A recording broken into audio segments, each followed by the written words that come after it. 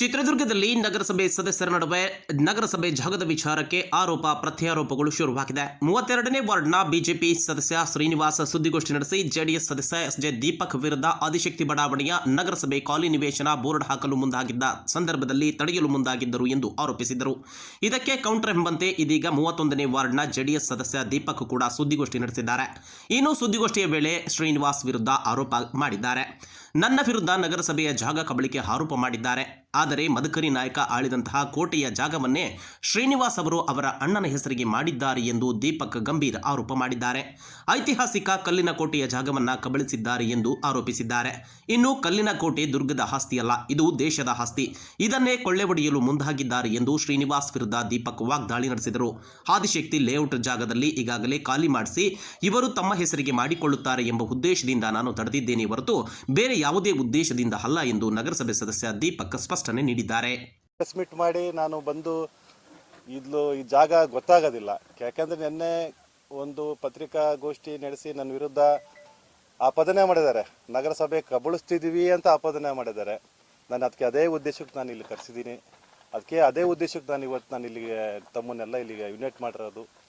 ಇದು ನಮ್ಮ ಚಿತ್ರದುರ್ಗ ಅಂತಂತಂದರೆ ಫಸ್ಟಿ ನೆನಪರದೆ ಚಿತ್ರದುರ್ಗ ಕಲ್ಲಿನ ಕೋಟೆ, ಮದಕರಿ ನಾಯಕ ಆಳಿದ ಕೋಟೆ, ಈ ಥರ ಬರೋದು.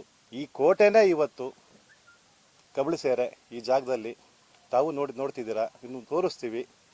ಯಾಕೆ ಅಂತಂದರೆ ಇದು ಆಲೆ ಪಾಣಿನೂ ಆಗಿದೆ ಸರ್, ಪಾಣಿನೂ ಆಗಿದೆ. ಇದೇ ಶ್ರೀನಿವಾಸ್ ಅವರು ಅವರೇ ಖುದ್ದಾಗಿ ನಿಂತು ಅವರೇ ಇಲ್ಲಿ ಫೆನ್ಸಿಂಗ್ ಹಾಕಿಸಿ ಅವರು ಬಂದು ಅವ್ರ ಅಣ್ಣವ್ರ ಹೆಸರು ಮಾಡಿಕೊಟ್ಟಿದ್ದಾರೆ. ಇದನ್ನು ಈ ಕೋಟೆ ಜಾಗನ ಅಕ್ವೈರ್ ಮಾಡಿದ್ದಾರೆ. ಇವತ್ತು ಯಾವ ನೈತಿಕತೆಯಿಂದ ನನ್ನ ಬಗ್ಗೆ ಮಾತಾಡ್ತಾರೆ? ದುರ್ಗ ಅಲ್ಲ ಸರ್, ಇದು ದೇಶದ ಆಸ್ತಿ ಕೋಟೆ. ಇದು ದೇಶದ ಆಸ್ತಿ ಒಡೆ ಕೊಟ್ಟಿದಾರಲ್ಲ ಇವರು.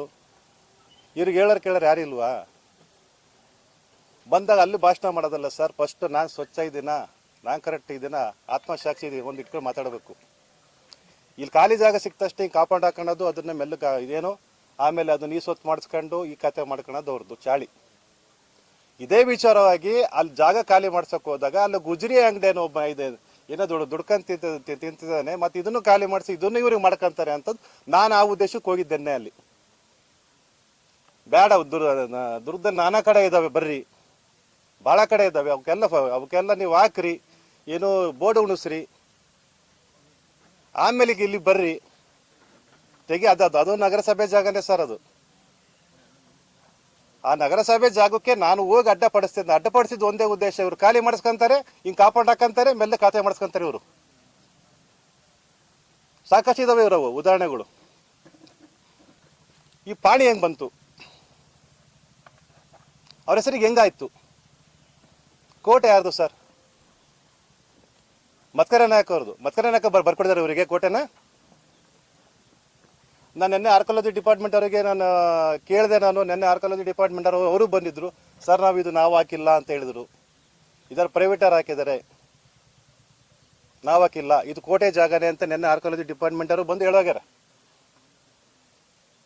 ಸರ್ ಕೋಟೆ ಜಾಗನೇ ಒಡೆ ಕೊಟ್ಟಿದ್ದಾರೆ ಇವರು ಅಂತಂತಂದ್ರೆ ಇವ್ರು ಯಾವ ಒಂದು ಇದರಿಂದ ಇವರು ಒಂದು ನಮ್ಮ ನಗರಸಭೆ ಅಭಿವೃದ್ಧಿ ಮಾಡ್ತಾರೆ. ಇವರು ಮುಂದಿನ ಹೋರಾಟ ಮಾಡ್ತೀವಿ ಸರ್. ನಮ್ಮ ಸಮಾಜದಿಂದ, ನಮ್ಮ ಸಮಾಜ ಮುಖಂಡರು, ನಮ್ಮ ಸ್ವಾಮೀಜಿಗಳು ಇದ್ದಾರೆ, ಎಲ್ಲರೂ ಮಾತಾಡಿದ್ರ ಬಗ್ಗೆ ನಾವು ಹೋರಾಟ ಮಾಡೇ ಮಾಡ್ತೀವಿ. ಮತ್ತು ಇವರಿಗೆ ತಪ್ಪಿತಸ್ಥರಿಗೆ ಕ್ರಿಮಿನಲ್ ಕೇಸ್ ಮಾಡಿ ಜಿಲ್ಲಾಧಿಕಾರಿಗೂ ಕೊಡ್ತೀವಿ, SP ಅವ್ರಿಗೂ ಕೊಡ್ತೀವಿ. ಇವ್ರ ವಿರುದ್ಧ ಕೇಸ್ ಮಾಡಿ ಇವ್ರನ್ನ ಬಂಧಿಸಲೇಬೇಕು. ಇದನ್ನು